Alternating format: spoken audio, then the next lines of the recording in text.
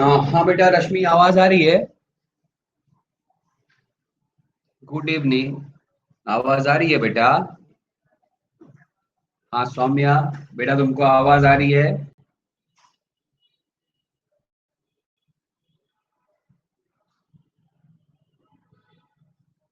Good evening Saumya, बेटा आवाज आ रही है ना?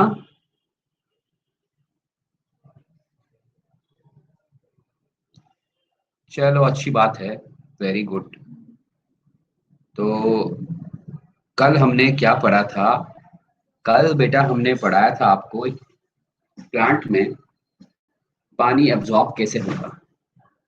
पानी एब्जॉर्ब होता है because of root hair. Root hair को हम बोलते हैं water absorbing organ of the plant. Then हमने आपको बताया था प्लांट्स में वाटर एब्जॉर्ब होता है ईदर बाय एपोप्लास्ट पाथवे और बाय सिम्प्लास्ट पाथवे। ठीक। तो रूट हेयर से पानी एब्जॉर्ब हुआ एपिडर्मल सेल्स के थ्रू, वो कॉर्टेक्स में चला गया।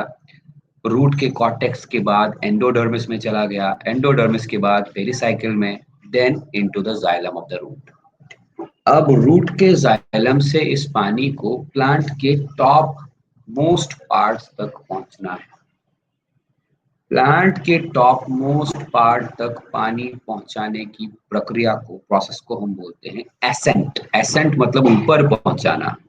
सैप इसलिए बोलते हैं क्योंकि ये केवल पानी नहीं होता, इस पानी के साथ साथ काफी सारे मिनरल एलिमेंट्स भी डिसॉल्व होते हैं। राइट। तो आज हम बेटा पढ़ने वाले हैं एसेंट ऑफ सैप।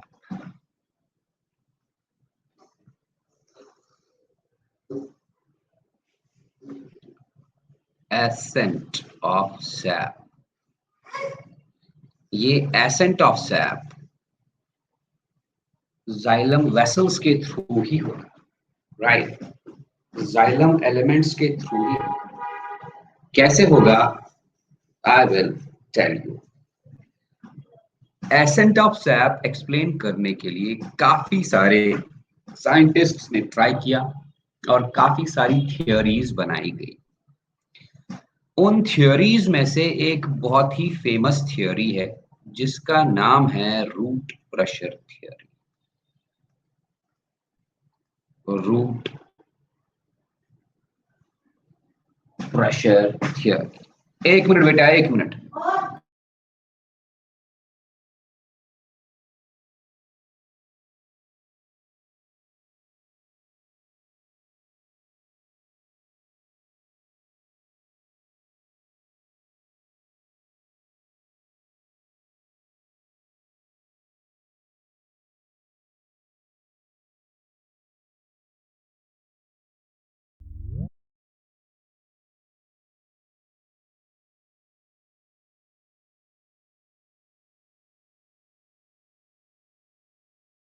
हाँ बेटा, तो एक थियोरी, बहुत फेमस थियोरी है एसेंट ऑफ सैप एक्सप्लेन करने के लिए। इस थियोरी का नाम है रूट प्रेशर थियोरी। ठीक है जी। Root pressure theory was proposed by, इसको एक्सप्लेन किया था, बनाया था किसने? Priestley, J B Priestley. और इस थियोरी के अकॉर्डिंग, मतलब प्रीस्टली ने क्या बोला? उन्होंने कहा water which is absorbed by the root hairs from the soil collects in the cells of the cortex। ध्यान से सुनना, पहले अंग्रेजी वाला स्टेटमेंट पढ़ूंगा फिर एक्सप्लेन करूंगा। क्या? water which is absorbed by the roots, root hairs from the soil, पानी जो रूट हेयर्स एब्जॉर्ब करते हैं सॉइल से, collects in the cells of the cortex, वो पानी कॉर्टेक्स के सेल्स के अंदर जमा होता है। Because of this collection of water the cortical cells become turgid. तो कॉर्टिकल सेल्स के अंदर जब पानी आएगा वो टर्जिड हो जाएंगे। Right. In such circumstances the elastic walls of the cortical cells exert pressure on their fluid contents and force them towards the xylem vessels। मतलब कहने का ये है कि प्रिस्टली ने कहा रूट हेयर से जो पानी आया, water absorbed by the root hairs, by the root hairs.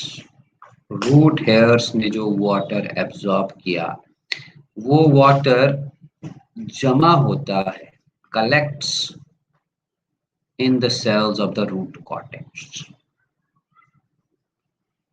Sales of root cortex, root के कॉर्टेक्स के सेल्स में ये वाटर कलेक्ट होता है, राइट। इससे क्या होगा? Cortical cells become turgid, cortical cells become turgid. Cortex के जो सेल्स है, जब वो पानी एक्वायर करेंगे तो वो टर्जिड हो जाएंगे, जब उनके अंदर पानी आएगा बहुत सारा तो वो टर्जिड हो जाएंगे। तो ये कॉर्टिकल सेल्स का जो इलास्ट, डेफिनेटली कॉर्टिकल सेल्स के पास भी अपना सेल वॉल होगा ना, जब उनके अंदर पानी चला जाएगा, सेल वॉल थोड़ा सा इलास्टिक इन नेचर होता है, वो सेल वॉल एक्सर्ट करेगा कॉर्टिकल सेल्स के अंदर जो मटेरियल है उसको, मतलब प्रोटोप्लाज्म को। कॉर्टिकल सेल्स की प्रोटोप्लाज्म में बहुत सारा पानी आ चुका है ना, तो यही पानी कॉर्टिकल सेल से निकल के आगे की तरफ जाएगा एंडोडर्मिस में, एंडोडर्मिस से निकल के पेरिसाइकल में, पेरिसाइकल से निकल के जाएगा जाइलम। ऐसे में लिखूं, water then goes to xylem vessels, किसके through? Via endodermis and pericycle.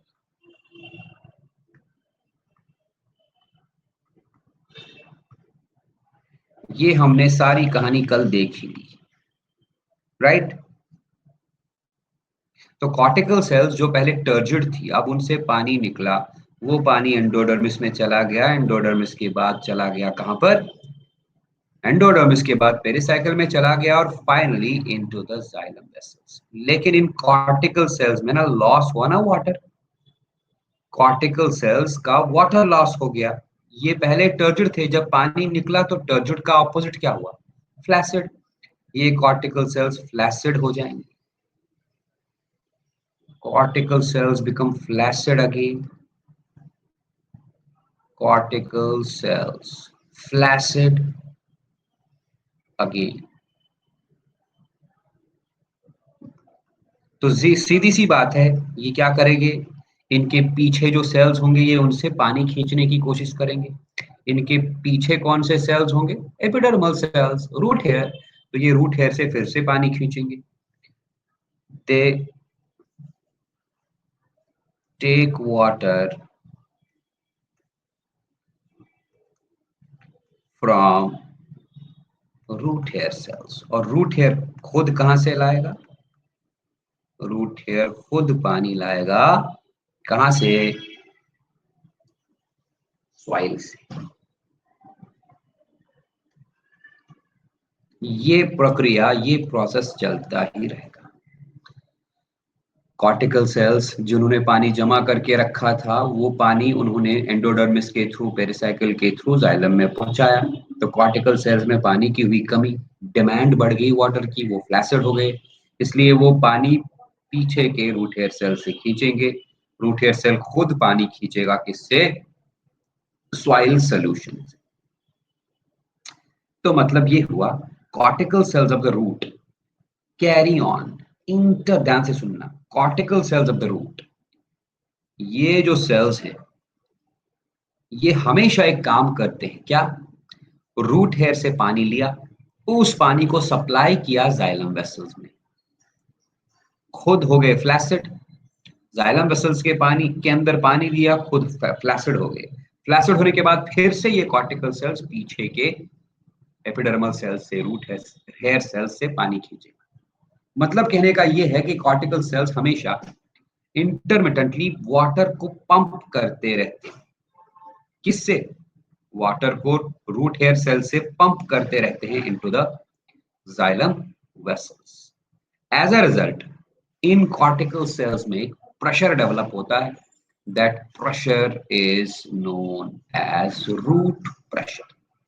A pressure develops in the cortical cells, which is known as root pressure. पहले तुम इसका स्क्रीनशॉट मारो, मैं फिर से एक डायग्राम दिखाऊंगा तुम लोग जल्दी, उससे ज्यादा समझ आएगा।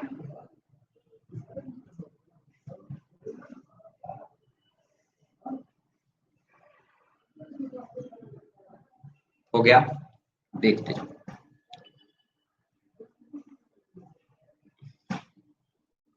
देखो भाई, ये अगर एपिडर्मल सेल है और ये रहा root hair. Root hair root के एपिडर्मल सेल का ही एक मॉडिफिकेशन। रूट हेयर के बाद हमने कहा कॉर्टिकल सेल्स होते हैं, एपिडर्मिस के बाद कॉर्टिकल सेल्स होते हैं। ये रहा कॉर्टेक्स।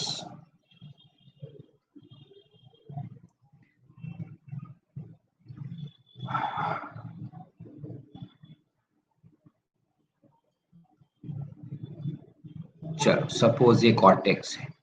कॉर्टेक्स के बाद एंडोडर्मिस होगा। Let this layer is endodermis.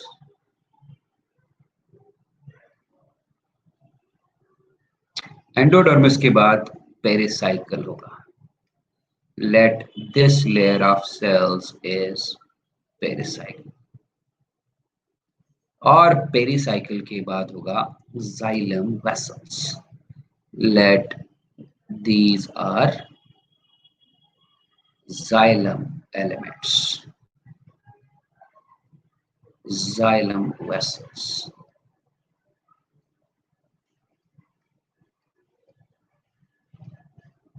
चलिए ठीक है, ठीक है। तो हमने किया क्या, हमने कहा क्या?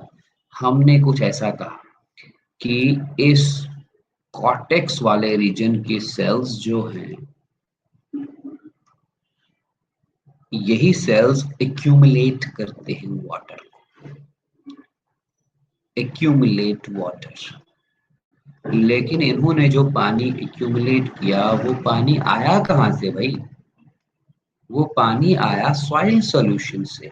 Water in soil solution, SAP in soil solution. यही पानी कॉर्टिकल सेल्स के अंदर जमा हुआ है थोड़ी देर के लिए, लेकिन आया कहां से? रूट हेयर ने इसको लाया सॉइल सॉल्यूशन से। जितनी देर तक वाटर इन कॉर्टिकल सेल्स में रहेगा, उतनी देर तक ये कॉर्टिकल सेल्स टर्जिड रहेंगे, है ना। लेकिन इन कॉर्टिकल सेल्स के सामने बेटा जी एंडोडर्मल सेल्स होते हैं। एंडोडर्मल सेल्स के बाद पेरिसाइकल होता है, जाइलम होता है। इन तीनों लेयर्स में वाटर की कमी होती है। डिमांड ऑफ वाटर बहुत ज्यादा है, डीपीडी इनमें बहुत ज्यादा है ना। वाटर पोटेंशियल इनका बहुत कम है। इसलिए कॉर्टिकल सेल्स से वाटर जाइलम तक पहुंचेगा, किसके थ्रू? एंडोडर्मिस और पेरिसाइकिल के। जैसे ही ये वाटर जाइलम में पहुंचेगा, रूट के जाइलम में पहुंचा वाटर, ये वाटर रूट के जाइलम में पहुंचा, तो ये कॉर्टिकल सेल्स अभी तक जो टर्जिड थे ना, अब ये फ्लैसिड हो जाएंगे, इनमें डीपीडी हाई हो जाएगा, है ना। तो ये क्या करेंगे? ये फिर से अपने पीछे वाले सेल से, एपिडर्मल सेल से पानी खींचेंगे। एपिडर्मल सेल बोले तो रूट हेयर, और रूट हेयर खुद पानी खींचेगा, किससे? सॉइल सॉल्यूशन से। तो वही हम कहना चाहते हैं कि इन कॉर्टिकल सेल्स में हमेशा क्या दो चीजें होती रहती है? Accumulation of water, accumulation of water. जब एक्यूमुलेशन ऑफ वाटर हुआ तो ये हो गए टर्जिड, लेकिन इन्होंने वो पानी भेज दिया जाइलम में। ये ट्रांसपोर्ट करते हैं वाटर को, इनटू जाइलम, जब ये वाटर को ट्रांसपोर्ट करेंगे इनटू द जाइलम तो ये हो जाएंगे फ्लैसिड। तो ऑल्टरनेटली फ्लैसिड हो गए तो पीछे वाले सेल्स मतलब रूट हेयर से पानी खींच लेंगे, टर्जिड हो गए तो आगे वाले सेल्स की तरफ पानी ट्रांसपोर्ट करेंगे। इसका मतलब इन कॉर्टिकल सेल्स में इंटरमिटेंटली टर्जिडिटी और फ्लैसिडिटी होती रहती है। अभी टर्जिड है तो फ्लैसिड हो गए, फिर टर्जिड हो जाएंगे, टर्जिड हो गए, फ्लैसिड हो गए, फिर टर्जिड हो जाएंगे, फिर फ्लैसिड हो जाएंगे। ऐसे इनमें होता ही रहता है। इस ऑल्टरनेट टर्जिडिटी और फ्लैसिडिटी से इन कॉर्टिकल सेल्स के अंदर ना एक प्रेशर डेवलप होता है। That pressure is known as root pressure. So pressure which develops in the cortical cells of the root due to क्या, ऑस्मोटिक एक्शन। ऑस्मोटिक एक्शन ही तो है ये। कॉर्टिकल सेल्स का डीपीडी लो था, सामने वाले जाइलम पेरिसाइकल या एंडोडर्मल सेल्स का डीपीडी हाई था, तो कॉर्टिकल सेल से पानी गया, लो डीपीडी से पानी गया हाई डीपीडी की तरफ, या वाटर पोटेंशियल के ग्रेडियंट के हिसाब से भी आप काउंट कर सकते हो। ऑस्मोटिक एक्शन ही तो है ये। कॉर्टिकल सेल्स फ्लैसिड हो गए तो मतलब इनमें डीपीडी हाई हो गया, तो ये पानी पीछे से खींचेंगे मतलब सॉइल सॉल्यूशन से थ्रू रूट है। ये भी तो ऑस्मोटिक एक्शन ही है। इसी ऑस्मोटिक एक्शन से टर्जिड और फ्लैसिड होने के प्रोसेस से इसको हम ऑस्मोटिक एक्शन भी बोलेंगे। क्यों ऑस्मोटिक एक्शन? क्योंकि यहाँ पर कॉर्टिकल सेल्स में पानी जा रहा है और बाहर भी निकल रहा है। जाने के प्रोसेस को एंडोस्मोसिस बोलेंगे और बाहर निकलने के प्रोसेस को एक्सोस्मोसिस बोलेंगे। इस ऑस्मोटिक एक्शन से cortical cells of the root, इनके अंदर एक प्रेशर डेवलप होगा। That pressure is known as root pressure, right. और यही रूट प्रेशर, क्या बोला इसने, प्रिस्टली ने बोला कि this root pressure forces the water up through xylem vessels। बहुत सिंपल सा कॉन्सेप्ट दिया, थ्रू xylem vessels। तो अगर तुम लोगों से कोई पूछेगा कि रूट प्रेशर कहाँ डेवलप होता है, ये नहीं बोलना कि रूट में डेवलप होता है। भाई रूट प्रेशर है तो रूट में ही डेवलप होगा ना। रूट प्रेशर रूट के कौन से हिस्से में डेवलप होता है? तुम लोग का जवाब होना चाहिए sir, root pressure develops in the cortical cells of the root. कैसे डेवलप होता है? रूट प्रेशर कॉर्टिकल सेल्स में डेवलप होता है ड्यू टू ऑस्मोटिक एक्शन। भाई ये ऑस्मोटिक एक्शन क्या होता है? ऑस्मोटिक एक्शन का मतलब है कॉर्टिकल सेल्स टर्जिड हो गई क्योंकि उन्होंने पीछे के एपिडर्मल सेल से पानी खींचा हुआ है, राइट। और अगले ही पल ये कॉर्टिकल सेल्स उस पानी को सामने की डायरेक्शन में ट्रांसपोर्ट करेंगे, मतलब जाइलम की तरफ ट्रांसपोर्ट करेंगे, तो ये फ्लैसिड हो जाएंगे। कॉर्टिकल सेल्स के यही टर्जिड और फ्लैसिड होने के प्रोसेस को हम ऑस्मोटिक एक्शन बोलेंगे। इसी ऑस्मोटिक कंडीशन से, एक्शन से कॉर्टिकल सेल्स के अंदर डेवलप हुआ रूट प्रेशर, और यही रूट प्रेशर पानी को रूट के जाइलम से अपवर्ड डायरेक्शन में पुश करेगा, और अकॉर्डिंग टू प्रिस्टली ये वाटर, ये सैप ट्री के टॉप मोस्ट पार्ट्स तक पहुंचे, राइट। तो हमने क्या सीखा? Root pressure theory J B. Priestley ने बनाई। प्रिस्टली ने कहा कि रूट प्रेशर एक ऐसा प्रेशर है जो पानी को रूट के जाइलम से टॉप ऑफ द ट्री तक पहुंचा देगा, और ये रूट प्रेशर डेवलप होगा कहां पर? Inside the cortical cells of the root. कैसे होगा मैंने आपको बता दिया। अगर कोई दिक्कत है तो पूछ लो, नहीं तो आंसर, नहीं तो स्क्रीनशॉट मार के डन कर।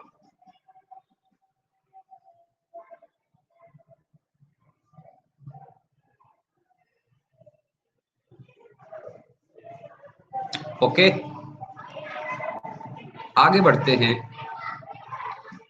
बेटा जी ये रूट प्रेशर थियरी ना ज्यादा टाइम तक चली नहीं। क्यों? क्योंकि इस रूट प्रेशर थियरी के बहुत सारे ऑब्जेक्शंस उठाए गए। लिमिटेशंस आए। देखो, मैंने तुम लोग को बताया है कि साइंस ना, साइंस, बायोलॉजी, फिजिक्स, केमिस्ट्री, जो भी साइंस है, साइंस एक स्टैटिक चीज नहीं है। साइंस दिन ब दिन एडवांस होती जा रही है। तो जिस समय रूट प्रेशर थ्योरी बनी, उस समय लोगों ने मान लिया, लेकिन जैसे जैसे प्लांट फिजियोलॉजी में एडवांसमेंट्स होती रही, जैसे जैसे लोगों ने रिसर्च करना स्टार्ट कर दिया, तो पता चला कि इसमें भी बहुत सारे लिमिटेशंस हैं, इसलिए इसको एक्सेप्ट नहीं करा जा सकता, इसको डिस्कार्ड किया जाना चाहिए। वो कौन कौन से ऑब्जेक्शंस थे? बहुत सारे थे, दो चार ऑब्जेक्शंस मैं आपको बता दूं। मतलब ऐसे पॉइंट्स जिनकी वजह से रूट प्रेशर थ्योरी का डिस्कार्ड होना, मतलब रूट प्रेशर थ्योरी को जलील होना पड़ा, इसलिए साइंटिस्ट ने दूसरी थ्योरीज को खोजना स्टार्ट किया। कौन से वो लिमिटेशन? पहला लिमिटेशन याद रखो, रूट प्रेशर का वैल्यू जब मेजर किया गया, रूट प्रेशर वैल्यू, जब रूट प्रेशर का वैल्यू मेजर किया गया, तो पाया गया कि root pressure ranges from 2 to 5 atmospheres. Atmosphere pressure measure करने का यूनिट है, पास्कल भी प्रेशर मेजर करने का यूनिट है। तो value of root pressure ranges from 2 to 5 atmospheres. लेकिन लेकिन यूक्लिप्टस जैसे टॉलर ट्रीज या लंबे लंबे ट्रीज जो होते हैं, मैं यूक्लिप्टस का नाम नहीं लूंगा, बहुत बड़े बड़े जो ट्रीज होते हैं, नीम का पेड़, पीपल का पेड़, बरगद का पेड़, यूक्लिप्टस ट्री, एप्पल ट्री, इन ट्रीज में पानी ऊपर जाने के लिए, जाइलम के थ्रू पानी ऊपर जाने के लिए बहुत ज्यादा प्रेशर की जरूरत पड़ती है। रूट प्रेशर का वैल्यू देखा गया 2 to 5 atmosphere, but a pressure of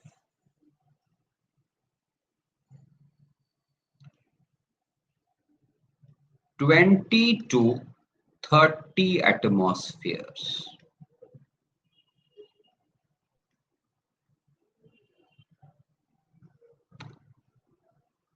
is required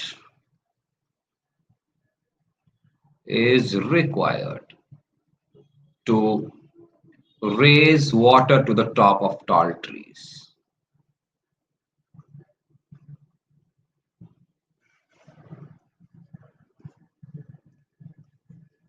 top of tall trees, लंबे वाले ट्रीज में पानी को ऊपर तक पहुंचाने के लिए लगभग लगभग 20 से 30 एटमॉस्फेयर का प्रेशर चाहिए, लेकिन रूट प्रेशर का वैल्यू केवल 2 से 5 एटमॉस्फेयर ही होता है। तो ये पूछा गया, ये सवाल उठाया गया इस थ्योरी पे कि अगर रूट प्रेशर का वैल्यू 2 से 5 एटमॉस्फेयर है, तो फिर ये लंबे लंबे ट्रीज में एसेंट ऑफ सैप कैसे करा सकता है? क्योंकि लंबे ट्रीज में एसेंट ऑफ सैप कराने के लिए लगभग लगभग 20 से 30 एटमॉस्फेयर का प्रेशर चाहिए। ये हो ही नहीं सकता कि इतना कम प्रेशर लंबे लंबे ट्रीज में, टॉलर ट्रीज में एसेंट ऑफ सैप करा सके। Am I clear? दूसरा पॉइंट, एक साइंटिस्ट था, प्लांट फिजियोलॉजिस्ट था बेटा, उसका नाम था स्ट्रासबर्गर। स्ट्रासबर्गर ने क्या किया? इसने एक्सपेरिमेंट करते करते देखा, he reported the ascent of sap in many plants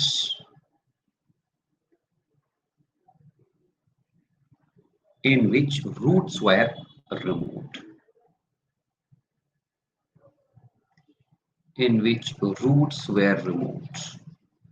अब बताओ, स्ट्रासबर्गर ने ऐसे भी प्लांट्स को देखा जिनके रूट्स काट दिए, रिमूव किए हैं, फिर भी उनमें एसेंट ऑफ सैप हो ही रहा है। लेकिन रूट प्रेशर कहां पर डेवलप होता है? रूट के कॉर्टेक्स में। अब अगर प्लांट का रूट काट दिया, मतलब कॉर्टेक्स काट दिया, तो उसमें रूट प्रेशर डेवलप ही नहीं होगा, फिर भी एसेंट ऑफ सैप हो रहा है। ये भी एक सवाल उठाया गया, भाई अगर प्लांट में रूट ही नहीं है, इसका मतलब रूट प्रेशर ही नहीं डेवलप होगा। अगर रूट प्रेशर डेवलप ही नहीं हुआ, तो फिर एसेंट ऑफ सैप कैसे हो रहा है, ये भी एक क्वेश्चन उठाया गया। तीसरा objection, plants growing in cold, drought और less aerated soil, root pressure fails to appear and transport of water is still normal। क्या मैंने कहा, प्लांट्स जो कहां पर ग्रो करते हैं, कोल्ड या सूखे में, ड्राउट में, और less aerated soil, less aerated soil, ऐसे कंडीशंस में जो प्लांट्स ग्रो करते हैं, इन प्लांट्स में रूट प्रेशर डेवलप ही नहीं होता। Root pressure fails to appear। तो इसका मतलब इन प्लांट्स में एसेंट ऑफ सैप नहीं होना चाहिए था, लेकिन ascent of sap is normal. ये हैं कुछ ऑब्जेक्शंस जो उठे इस रूट प्रेशर थियोरी के अगेंस्ट। इन ऑब्जेक्शंस की वजह से इस रूट प्रेशर थियोरी को डिस्कार्ड करना पड़ा। इसलिए रूट प्रेशर थियोरी को डिस्कार्ड करना पड़ा, इसलिए साइंटिस्ट ने सोचा यार अगर प्रीस्टली की थियोरी डिस्कार्ड हो गई तो there must be some another explanation जो ये एक्सप्लेन कर सके कि ascent of sap taller trees में कैसे होता है। अब जाके दो साइंटिस्ट्स आए 1894 में, एक का नाम था डिक्सन और दूसरे का नाम था जॉली। उन्होंने एक बहुत ही जबरदस्त और सिंपल थियोरी एक्सप्लेन की, which holds good, that is the most widely accepted theory, most widely accepted theory जो एक्सप्लेन कर सकती है ascent of SAP in taller trees. पहले इसका स्क्रीनशॉट मारिए आप।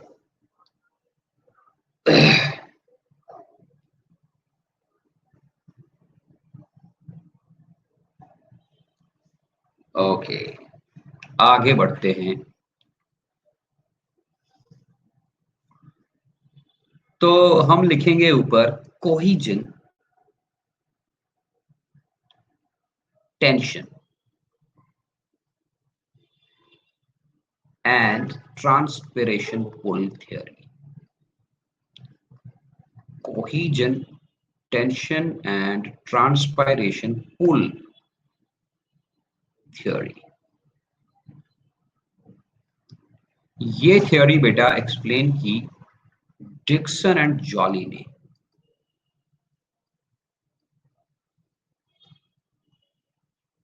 Dixon and Joly in 1894। ये थ्योरी तीन चीजों पे बेस्ड है। कौन कौन सी चीजें हैं मैं बताऊंगा, लेकिन पहले हम एक सुंदर सा डायग्राम ढूंढ के लाते हैं।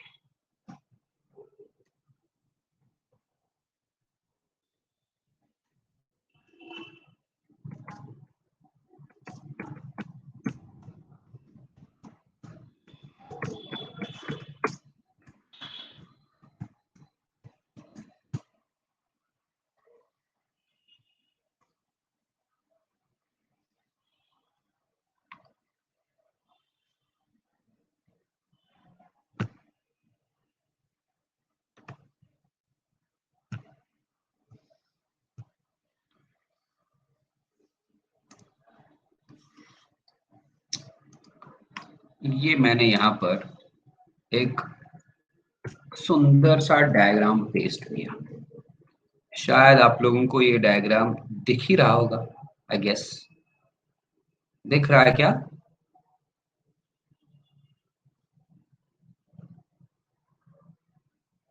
ओके, दिख रहा है ना?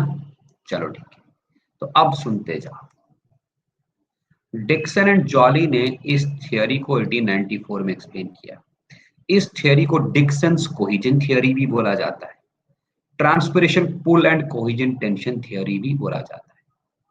और ये थियोरी दो या तीन एजम्पशंस पे बेस्ड है। इस थ्योरी में सबसे पहला पॉइंट एक्सप्लेन किया गया कैपिलैरिटी।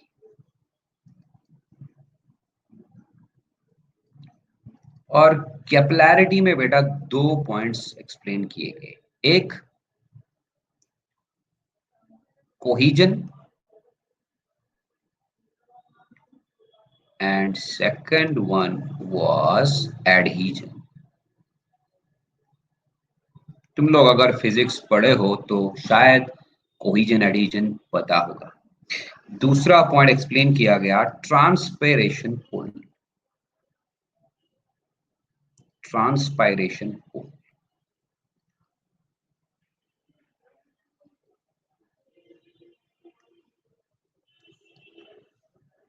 क्या आप लोग मुझे बता सकते हैं ट्रांसपायरेशन क्या होता है? काफी बार मैं बोला हूं, एक्सप्लेन किया। Can you tell me what is transpiration?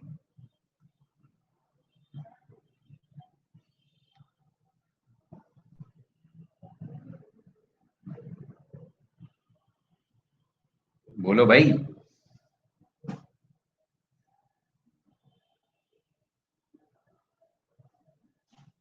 मैं वेट करूं या बता दूं?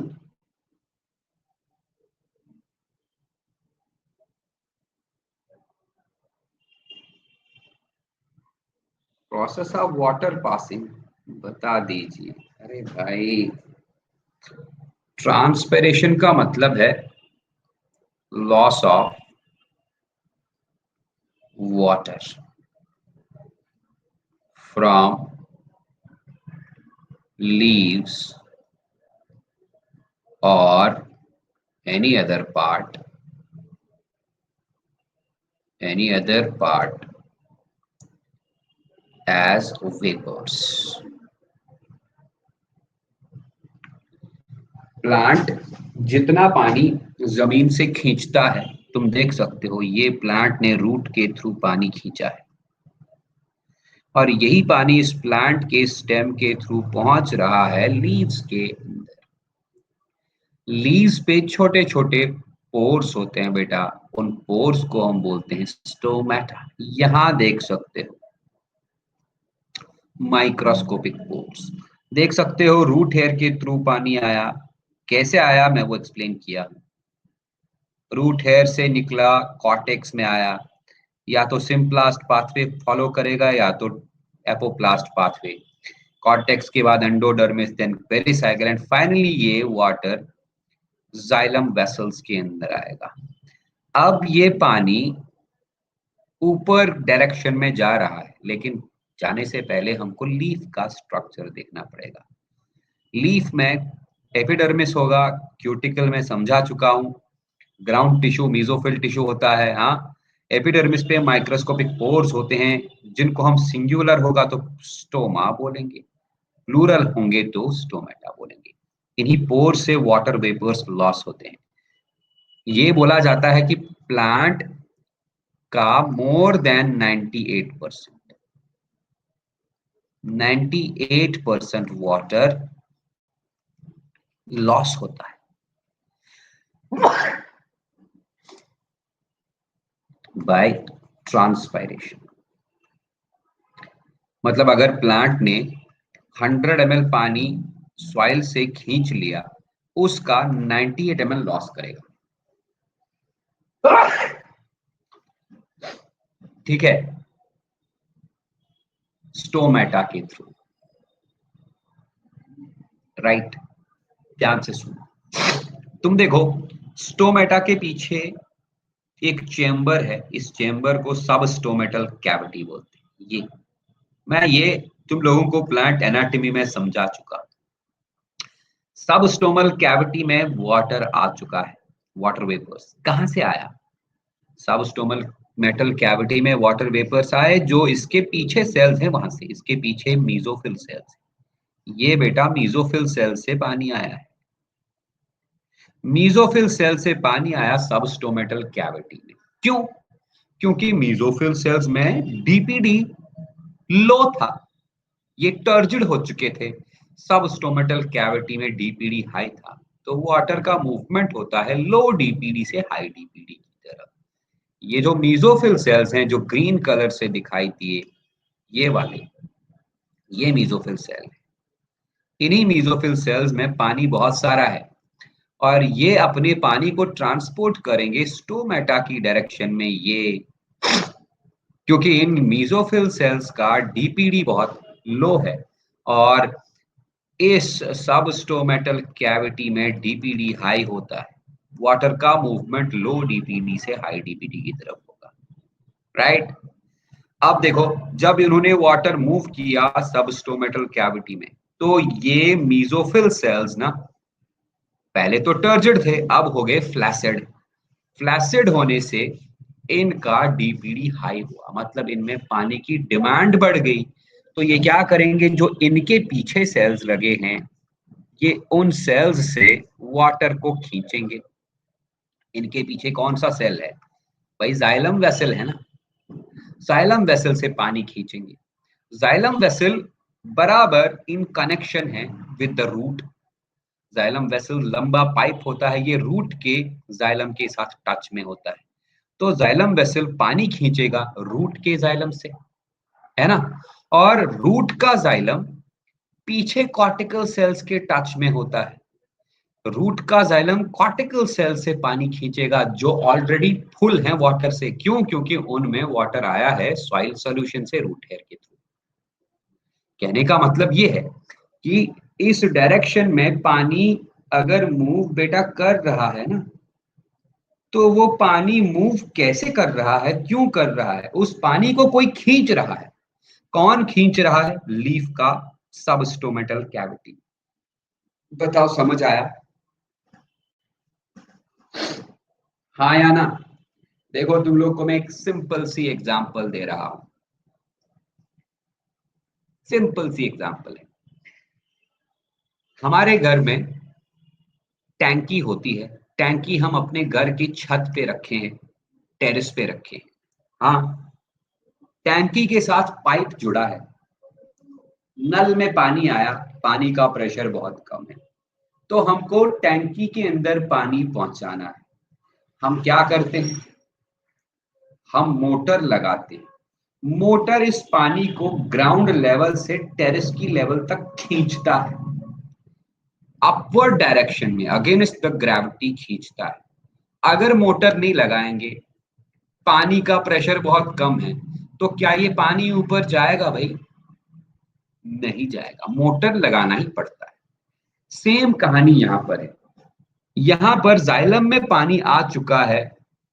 कहां से? कॉर्टेक्स से। रूट के जाइलम में पानी आया है कॉर्टेक्स के थ्रू। लेकिन ये पानी ना ऊपर अपर डायरेक्शन में नहीं जा रहा। क्यों नहीं जा रहा? क्योंकि इसको कोई खींच नहीं रहा। खींचने वाला बंदा चाहिए। तो वो खींचने वाला बंदा इन लीव्स के अंदर होता है। हाँ, कौन? लीव्स के अंदर सबस्टोमेटल कैविटीज होती है। सबस्टोमेटल कैविटीज के आगे ना माइक्रोस्कोपिक पोर्स लगे होते हैं, जिनको हम क्या बोलते हैं? स्टोमेटा। तो स्टोमेटा वाटर लॉस कर दिए। सबस्टोमेटल कैविटी में जो वाटर वेपर्स थे वो लॉस हो गए स्टोमेटा के थ्रू। और सबस्टोमेटल कैविटी में वो वाटर आया कहां से था? क्योंकि सबस्टोमेटल कैविटी के पीछे मीजोफिल सेल्स थे। मीजोफिल सेल्स ने पानी को सबस्टोमेटल कैविटी के अंदर भेज दिया था। खुद मीजोफिल सेल्स फ्लैसिड हो चुके थे, उनमें डीपीडी हाई हुआ था। और ये सबस्टोमेटल सॉरी मीजोफिल सेल्स पीछे वाले सेल मतलब जाइलम वेसल से वाटर को खींचे थे, क्योंकि जाइलम वेसल का डीपीडी लो था। अब जाइलम वेसल में पानी की कमी होगी ना, उसका डीपीडी बढ़ गया, वाटर का डिमांड हाई हो गया, तो ये नीचे वाली जाइलम वेसल से पानी खींचेगा। वो नीचे वाली जाइलम वेसल उससे नीचे वाली जाइलम वेसल से पानी खींचेगी। ये प्रोसेस होती रहेगी जब तक सबसे नीचे वाली जाइलम वेसल, जो कि रूट के जाइलम के साथ अटैच ना हो, वहां तक ये पुलिंग फोर्स ना पहुंचे, खिंचाव वहां तक ना पहुंचे। खिंचाव मैंने कहा, पुल, जाइलम रूट के जाइलम तक खिंचाव पहुंचा। रूट का जाइलम ये खिंचाव किसको एक्सपीरियंस कराएगा? कॉर्टेक्स को, रूट के कॉर्टेक्स को। और रूट का कॉर्टेक्स ये खिंचाव किसको एक्सपीरियंस कराएगा? रूट के एपिडर्मिस को, रूट हेयर को, तब जाके सॉइल सॉल्यूशन से पानी अंदर जाएगा। मतलब सॉइल के अंदर जो पानी है उसको कोई खींच रहा है, पुल कर रहा है। कौन पुल कर रहा है? लीफ पुल कर रहा है। क्यों? क्योंकि लीफ के थ्रू वाटर लॉस हो रहा है in the form of vapours. तो यही पुलिंग फोर्स जो लीफ के अंदर जनरेट हुआ due to the process of transpiration, due to the process of loss of water, इसी पुलिंग फोर्स को बेटा जी बोला जाता है ट्रांसपायरेशन पुल। पहला पॉइंट बताओ क्लियर हुआ या नहीं हुआ? तो ट्रांसपायरेशन पुल क्या है? एक पुलिंग फोर्स जो कहां पर जनरेट होता है? प्लांट के लीव्स में। क्यों जनरेट होता है? क्योंकि प्लांट के लीव्स से वाटर लॉस होता है in the form of vapours. इस प्रोसेस को ट्रांसपायरेशन बोलते हैं, राइट। यही पुलिंग फोर्स रूट के प्लांट के रूट से टॉप तक पानी को खींचेगा। पहले इसका स्क्रीनशॉट मारो, take a screenshot. Very good. फिर से मुझे ये डायग्राम चाहिए।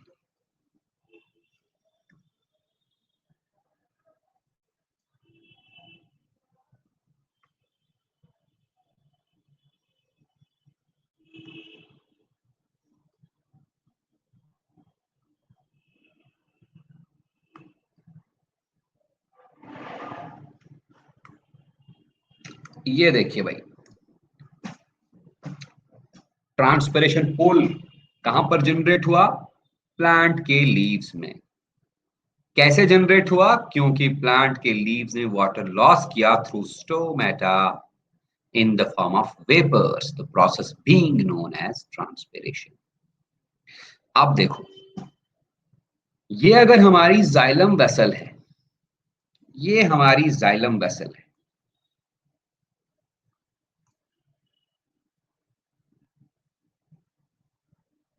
Xylem vessel is like a pipe, hollow pipe.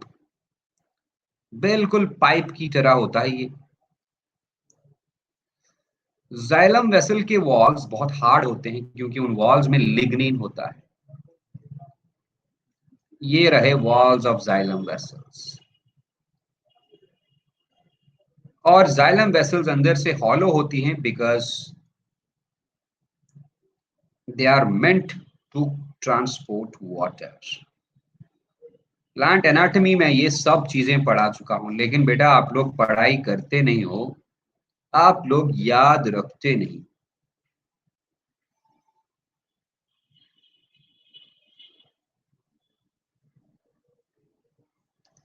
ये देखो भाई, ये जाइलम वेसल है।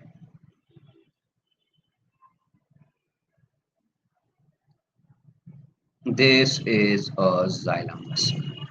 अब इस जाइलम वेसल के अंदर वाटर अपवर्ड डायरेक्शन में वाटर रन ही कर रहा है। लेकिन सोचो जरा,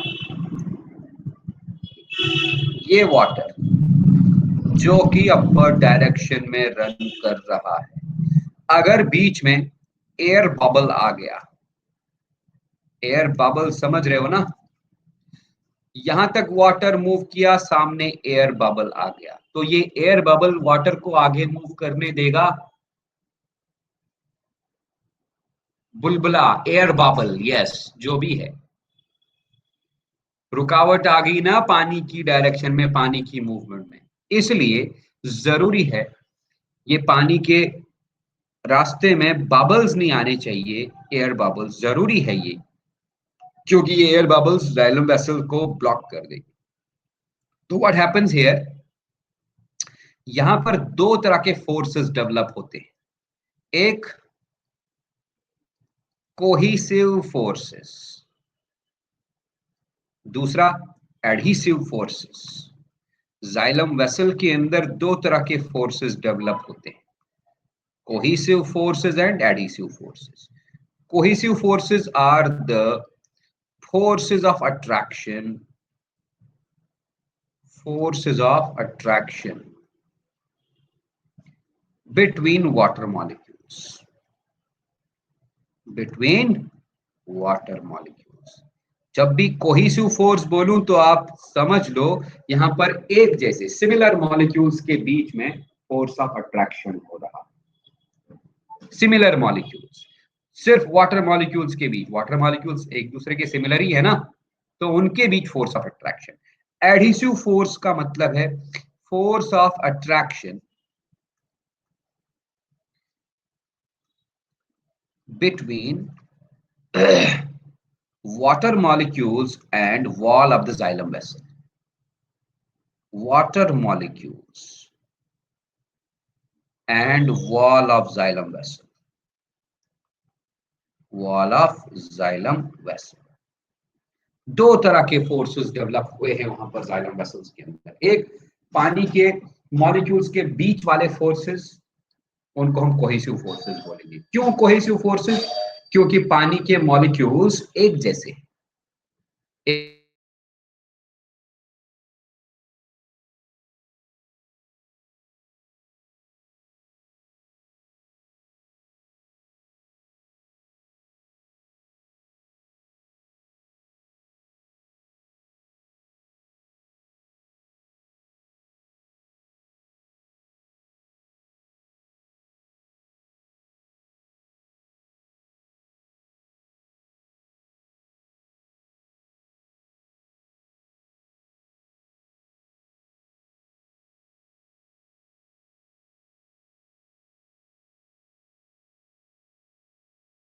मैंने ही बंद कर दी थी वॉइस। अरे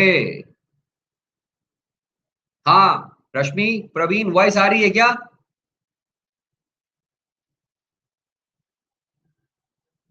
मैंने ही बंद किया था, म्यूट कर दिया था। तो मैंने क्या कहा, कोहेसिव फोर्सेस मतलब फोर्सेस ऑफ अट्रैक्शन एक जैसे मॉलिक्यूल्स के बीच। तो यहां पर बात हो रही है वाटर मॉलिक्यूल्स की। एडिसिव फोर्सेस मतलब forces of attraction between dissimilar molecules, different molecules. तो यहां पर बात हो रही है दो चीजों की, जाइलम वेसल के वॉल और वाटर मॉलिक्यूल्स के बीच वाले फोर्सेस ऑफ अट्रैक्शन, वो एडिसिव फोर्सेस है। ये दोनों फोर्सेस ऑफ अट्रैक्शन को हम कलेक्टिवली बोलते हैं कैपिलैरिटी या कैपिलरी एक्शन। तो जाइलम वेसल बेटा एक कैपिलरी ट्यूब की तरह काम करेगा। मतलब इसमें दो तरह के फोर्सेस डेवलप हो रहे हैं, cohesive forces and adhesive forces. In cohesive और एडहेसिव फोर्सेस की मदद से जाइलम वेसल में एक कंटिन्यूअस कॉलम ऑफ वाटर रहेगा। क्या मैंने यहां पर लिखना है? कंटिन्यूअस कॉलम ऑफ वाटर,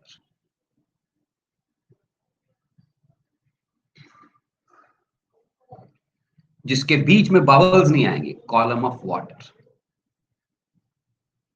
तो ये कंटिन्यूअस कॉलम ऑफ वाटर यहां पर हमेशा रहेगा। क्यों रहेगा हमेशा?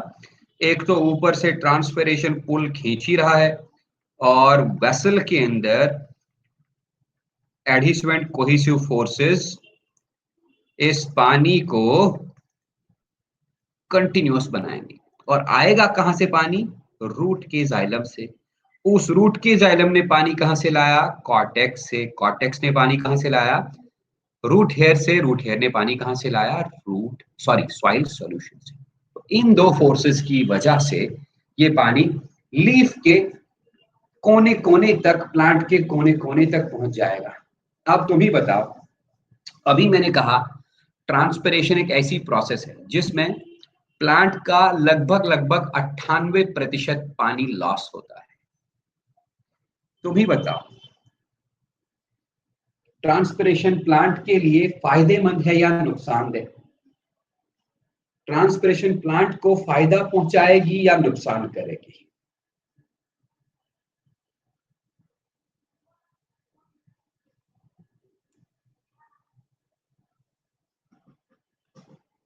प्रवीण कुमार ने बोला नुकसान। Very good. रश्मि बोलो, ट्रांसपिरेशन प्लांट को नुकसान पहुंचाएगी या फायदा देगी?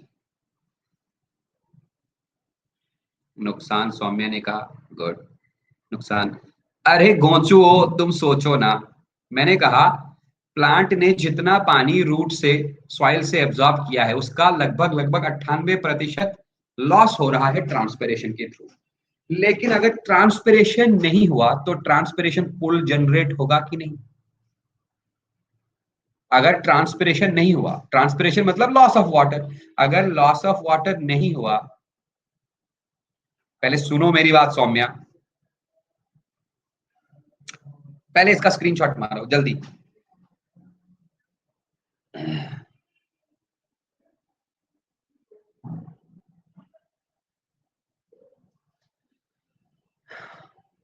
तुम लोग एकदम गोचू हो।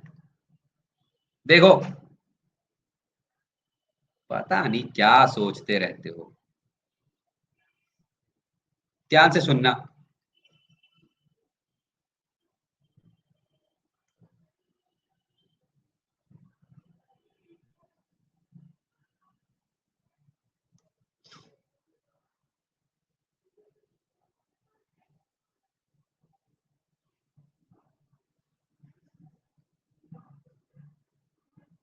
हाँ, यहां से लीफ से वाटर लॉस हुआ इन the form of water vapour. इस लीफ से वाटर लॉस होने के प्रोसेस को हम बोलते हैं ट्रांसपायरेशन।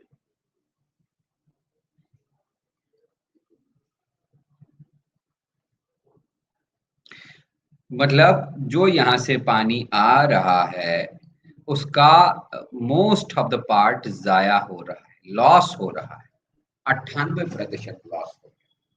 लेकिन दूसरी बात यह है कि इस ट्रांसपिरेशन से ही लीफ के अंदर एक फोर्स जनरेट होता है, जिस फोर्स को अपन बोलते हैं transpiration pull. Transpiration pull is responsible for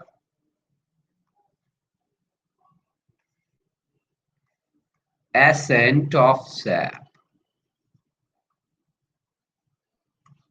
अब मेरा सवाल सुनो। मैंने कहा ट्रांसपिरेशन से ऑलमोस्ट 98% वाटर लॉस होगा प्लांट से, राइट? मैंने तुम लोग से पूछा था क्या ट्रांसपिरेशन प्लांट के लिए नुकसानदेह है या फायदेमंद, तुम लोग ने एकदम से बोला नुकसान।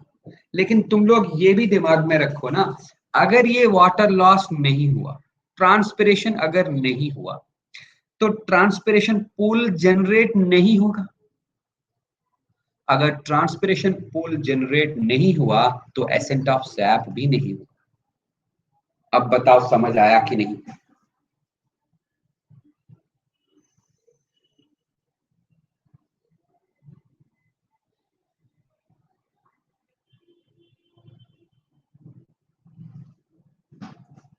तो अगर तुमसे कोई ये सवाल पूछे क्या ट्रांसपिरेशन प्लांट के लिए बेनिफिशियल है या हार्मफुल, तुम बोलोगे कि transpiration is a necessary एवल।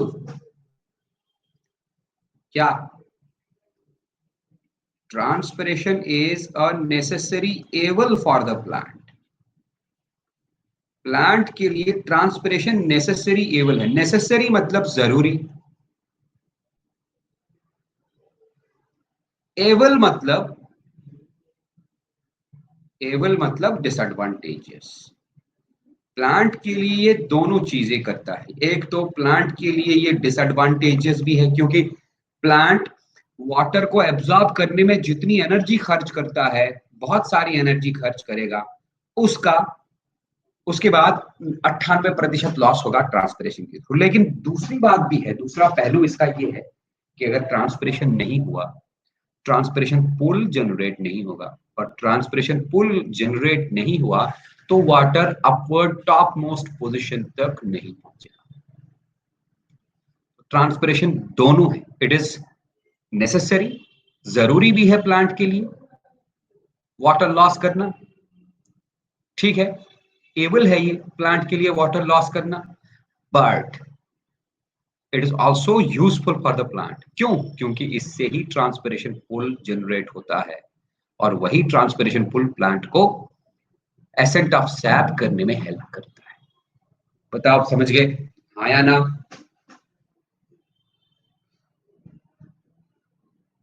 Yes, तो स्क्रीनशॉट मारो जल्दी,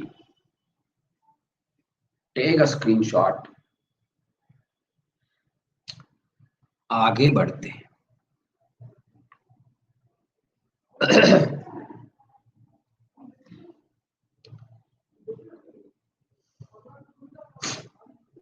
इसके बाद यही ट्रांसपिरेशन को हम थोड़ा डिटेल में पढ़ेंगे। ट्रांसपिरेशन, ट्रांसपाइरेशन बोलो, ट्रांसपीरेशन बोलो, एक ही बात है।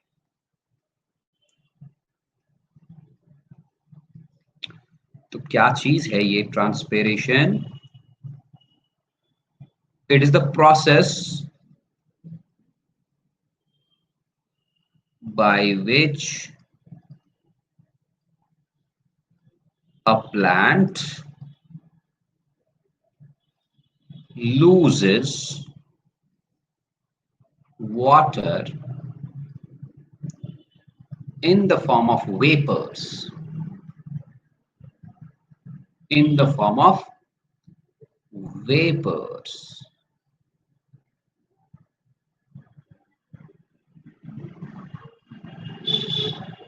डिहाइड्रेट कैसे हो जाएगा भाई? अगर लॉस हो रहा है तो कंटिन्यूअसली एब्जॉर्ब भी तो कर रहा है।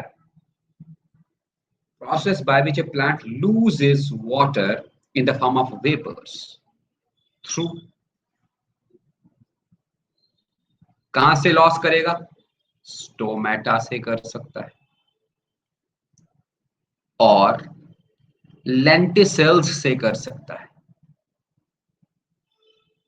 और क्यूटिकल से भी कर सकता है। तो प्लांट में तीन जगह ऐसी है जहां से वाटर लॉस वेपर्स के फॉर्म में होगा: क्यूटिकल, लेंटिसेल्स एंड स्टोमेटा। इसमें से हमको पता है स्टोमेटा प्लांट में कहां होते हैं? स्टोमेटा होते हैं प्लांट में लीव्स पे।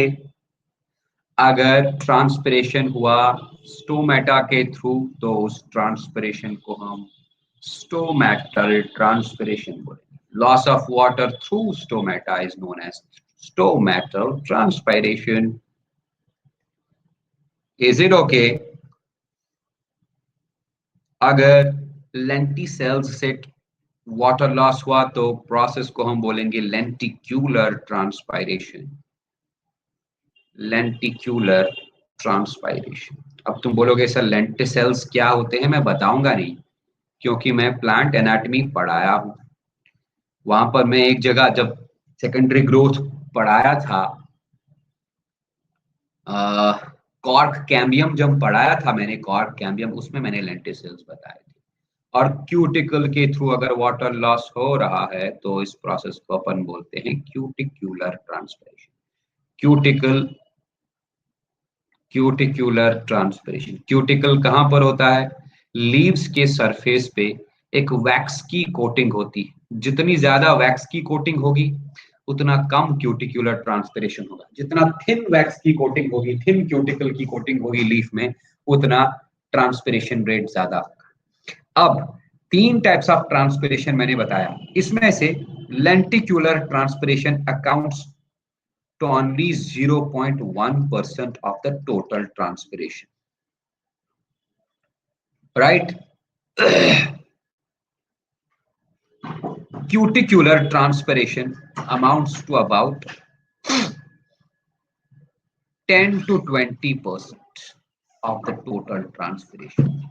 ज्यादातर ट्रांसपिरेशन जो होती है वो होती है स्टोमेटा से, and it is approximately 80 to 90% of total transpiration in plants. Cuticular transpiration 10 से 20% हो सकती है प्लांट में। ये डिपेंड करता है कि प्लांट के पास स्टेम में या लीफ सरफेस पे क्यूटिकल कितना थिक है। अगर थिक क्यूटिकल है तो क्यूटिकुलर ट्रांसपिरेशन बहुत कम होगा। अगर थिन क्यूटिकल है तो क्यूटिकुलर ट्रांसपिरेशन बहुत ज्यादा होगा। और बचे स्टोमेटा, स्टोमेटा के through major part of the transpiration होता है, 80 to 90%। Is it okay? हाँ भाई, समझ गए ना? अच्छा, इसलिए हम इसी स्टोमेटल ट्रांसपोर्टेशन के ऊपर फोकस करेंगे। तुम लोग को मैंने प्लांट एनाटॉमी में पढ़ाया है स्टोमेटा का स्ट्रक्चर, फिर से याद दिलाता हूं। स्टोमेटा एक पोर है, माइक्रोस्कोपिक पोर। कहां पर? लीफ के या तो अपर एपिडर्मिस पे, या तो लोअर एपिडर्मिस पे, या तो दोनों एपिडर्मिस पे। ज्यादातर लीफ के लोअर एपिडर्मिस पे ही होता है। एक माइक्रोस्कोपिक पोर, वो माइक्रोस्कोपिक पोर दो गार्ड सेल्स के बीच में बनता है। अब ये गार्ड सेल क्या है? अगर डाइकॉट प्लांट लोगे तो किडनी शेप्ड सेल दिखेगा, अगर मोनोकॉट प्लांट लोगे तो बीन शेप्ड सेल दिखेगा, राइट। ये बीच में जो पोर है ना, इसी पोर को अपन स्टोमा बोलेंगे। तो ये डाइकॉट प्लांट का स्टोमा मैंने बनाया, ठीक है जी। याद रखना, गार्ड सेल का ये वाला जो इनर वॉल होता है, ये इनर वॉल थिक होता है, thick inner wall, thick inner wall. और गार्ड सेल का जो आउटर वॉल होता है ना, दो गार्ड सेल्स हैं ये, आउटर वॉल इज थिन। इतना ही नहीं, गार्ड सेल्स की सराउंडिंग में भी कुछ सेल्स होते हैं, क्योंकि गार्ड सेल्स होते कहां पर हैं? लीफ के एपिडर्मिस में। तो गार्ड सेल के सराउंडिंग में और एपिडर्मल सेल्स होंगी, ऐसे करके ये वाले एपिडर्मल सेल्स जो गार्ड सेल की सराउंडिंग में होते हैं, बेटा इन एपिडर्मल सेल्स को हम सब्सिडरी सेल्स बोलते हैं। क्या है ये? Subsidiary cells. गार्ड सेल्स भी एपिडर्मल सेल्स ही हैं, याद रखना। गार्ड सेल्स के सराउंडिंग में और एपिडर्मल सेल्स होते हैं, those epidermal cells are known as subsidiary cells। एक बहुत ही इंटरेस्टिंग बात बोलूं, एपिडर्मल सेल्स में क्लोरोप्लास्ट्स नहीं होते, इसका मतलब सब्सिडरी सेल्स में भी क्लोरोप्लास्ट्स नहीं होंगे। लेकिन guard cells are the only cells in the epidermis of the leaf जिनमें क्लोरोप्लास्ट्स होते हैं। तो पहले मैं ये नाम लिखूं, these are subsidiary cells. Subsidiary cells क्या मैंने कहा? यहां पर लिख देता हूं एक ऐसे करके point, guard cells are the only epidermal cells, only epidermal cells to have chloroplasts, to have chloroplasts। इस बात को समझो तो देखो, लीफ कैसा होता है? ग्रीन कलर का। लीफ के एपिडर्मल सेल्स में क्लोरोप्लास्ट है ही नहीं, तो फिर ये लीफ का ग्रीन कलर कैसे आ गया? क्योंकि एपिडर्मिस के नीचे ग्राउंड टिश्यू होता है लीफ का। तुम लोग को अगर याद होगा, मैं पढ़ा चुका हूं, उस टिश्यू को हम बोलते हैं मीजोफिल टिश्यू। उसी मीजोफिल टिश्यू के सेल्स में बहुत सारे क्लोरोप्लास्ट होते हैं। तो लीफ का एक्चुअली मीजोफिल टिश्यू ग्रीन है, एपिडर्मिस लीफ का ग्रीन नहीं होता। हाँ, एपिडर्मिस में केवल गार्ड सेल्स ही ऐसे हैं जो ग्रीन कलर के होते हैं, राइट? ठीक है ना? Guard cells are the modified epidermal cells. Subsidiary cells are the modified epidermal cells. Subsidiary cells are those epidermal cells which are surrounding the guard cells. और guard cells के बीच में एक pore है, the pore is known as stoma. इसी stoma के through water loss होता है in the form of vapors. The process is known as stomatotranspiration. इसका स्क्रीनशॉट मारो जल्दी।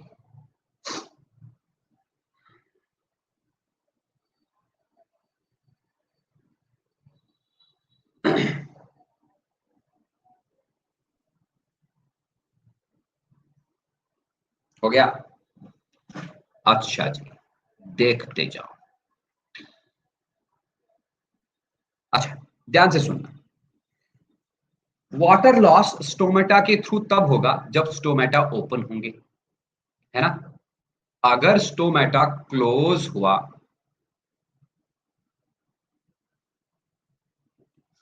डाइकॉट लीफ में मैक्सिमम कितना स्टोमेटा होता है? भाई कैसा सवाल पूछ दिया तुमने। ये डिपेंड करता है बहुत सारे फैक्टर्स पे।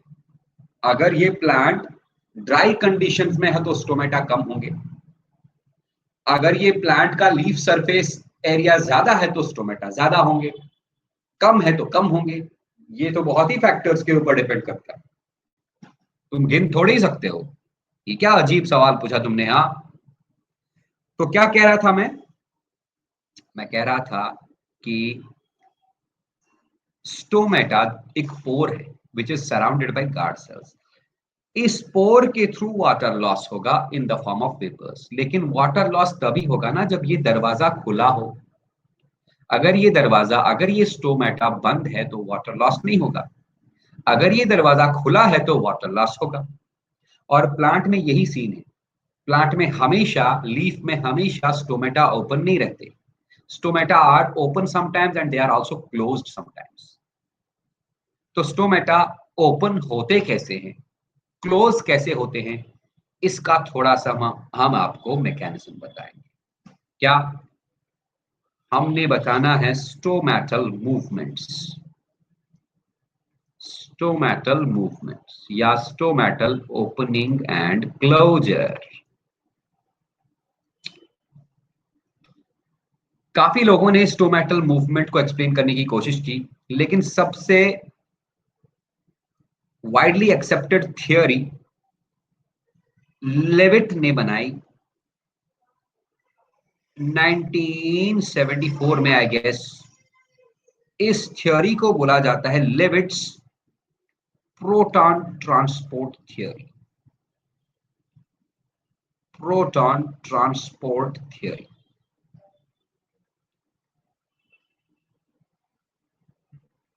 या प्रोटॉन पंप थ्योरी भी बोलते हैं, या के पॉजिटिव एच पॉजिटिव थ्योरी भी बोलते हैं। लेविट ने इस थ्योरी को बहुत ही जबरदस्त तरीके से एक्सप्लेन किया। क्या किया इन्होंने, कैसे एक्सप्लेन किया, देखते जाओ। लेविट ने कहा during day time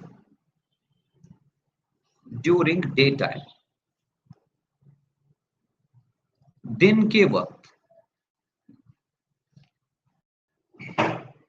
due to rapid rate of photosynthesis, क्योंकि दिन के वक्त फोटोसिंथेसिस की रेट ज्यादा होती है। दिन के वक्त due to rapid rate of photosynthesis,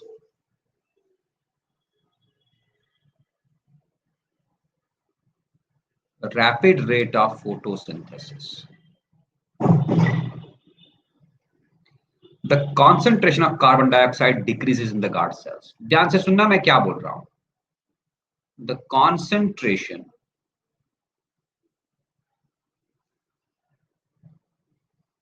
of carbon dioxide decreases in guard cells। दिन के वक्त रेट ऑफ फोटोसिंथेसिस हाई होती है प्लांट्स में।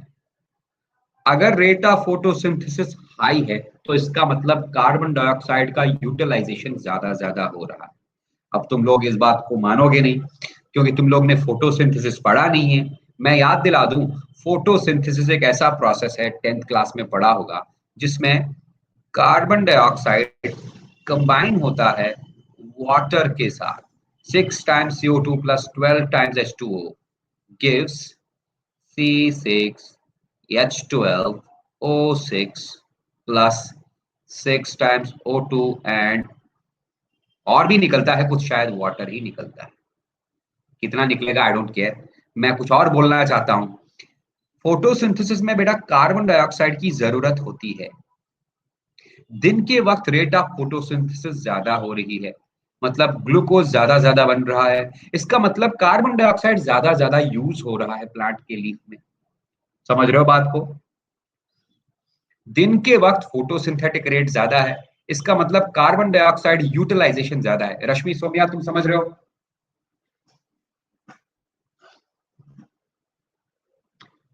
क्या मैंने कहा? फोटोसिंथेटिक रेट दिन में ज्यादा है, इसका मतलब प्लांट में कार्बन डाइऑक्साइड का यूटिलाइजेशन ज्यादा हो रहा है, ज्यादा कार्बन डाइऑक्साइड यूज हो रहा है। तो मतलब कार्बन डाइऑक्साइड जो प्लांट में आया है उसका कॉन्सेंट्रेशन डिक्रीज हुआ ना, है कि नहीं? हाँ।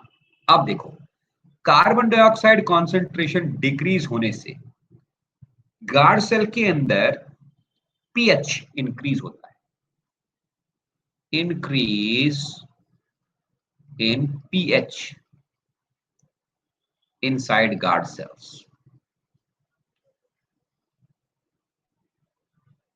गार्ड सेल्स के अंदर पीएच इंक्रीज हो गया। पीएच इंक्रीज होना मतलब पीएच बेसिसिटी की तरफ बढ़ रहा है, एसिडिक एनवायरनमेंट खत्म हो रहा है। देखो, अगर पीएच 7 हुआ तो न्यूट्रल, 7 से कम हुआ तो एसिडिक, 7 से ज्यादा हुआ तो बेसिक। 10th क्लास में पढ़े हो। तो पीएच गार्ड सेल्स के अंदर इंक्रीज होना स्टार्ट हो, कार्बन डाइऑक्साइड ज्यादा यूटिलाइज हो रहा है क्योंकि फोटोसिंथेटिक रेट ज्यादा है, पीएच भी इंक्रीज हो रहा है। अब क्या होगा? At higher pH, at higher pH, pH increase हुआ ना, हायर पीएच, गार्ड सेल्स के अंदर जो स्टार्च है, starch in the guard cells is converted to organic acids. Higher pH पे गार्ड सेल्स के अंदर जो स्टार्च है वो कन्वर्ट होगा इनटू ऑर्गेनिक एसिड्स। क्यों? क्योंकि गार्ड सेल्स के अंदर बेटा जी एक एंजाइम होता है, उस एंजाइम का नाम है पेप्केस। पेप्केस, पेप्केस बोले तो फॉस्फो इनॉल पायरुवेट कार्बोक्सिलेज, ये पूरा नाम है एंजाइम का। शॉर्ट में इसको पेप फॉस्फोइनॉल पायरुवेट केस बोला जाता है। ये एंजाइम ना हाई पीएच पे काम करता है, क्योंकि गार्ड सेल्स में पीएच इंक्रीज हो गया, इसलिए ये एंजाइम एक्टिवेट होगा। ये एंजाइम गार्ड सेल्स की स्टार्च को कन्वर्ट कर देगा इनटू ऑर्गेनिक एसिड्स। राइट? यहां तक कोई दिक्कत? मैंने 3 स्टेप बोले। गार्ड सेल्स में दिन के वक्त फोटोसिंथेटिक रेट इंक्रीज हुई, फोटोसिंथेटिक रेट इंक्रीज होने से कार्बन डाइऑक्साइड ज्यादा यूटिलाइज हुआ, मतलब कार्बन डाइऑक्साइड की कंसंट्रेशन डिक्रीज हुई। इससे गार्ड सेल का पीएच भी इंक्रीज हुआ। गार्ड सेल का पीएच इंक्रीज होने से गार्ड सेल्स के अंदर एक एंजाइम पेप्केस एक्टिवेट होता है। वो पेप्केस गार्ड सेल्स के अंदर के स्टार्च को कन्वर्ट कराता है इनटू ऑर्गेनिक एसिड्स। स्क्रीनशॉट मान लो जल्दी से। ओके, अब देखो, ऑर्गेनिक एसिड्स, मैंने एक ऑर्गेनिक एसिड नहीं बोला, ऑर्गेनिक एसिड्स, काफी सारे ऑर्गेनिक एसिड्स बन जाते हैं। नेक्स्ट पॉइंट में क्या बोलूं? एक ऑर्गेनिक एसिड है जिसका नाम है malic acid, an organic acid